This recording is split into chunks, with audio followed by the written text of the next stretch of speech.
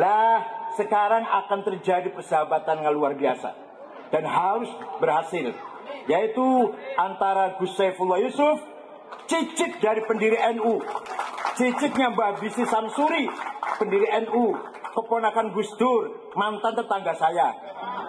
Dulu tetangga, sekarang udah beda nasibnya.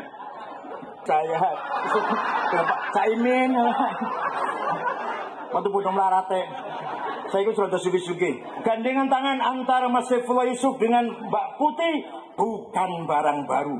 Tidak usah kaget, tidak usah asing, tidak usah heran.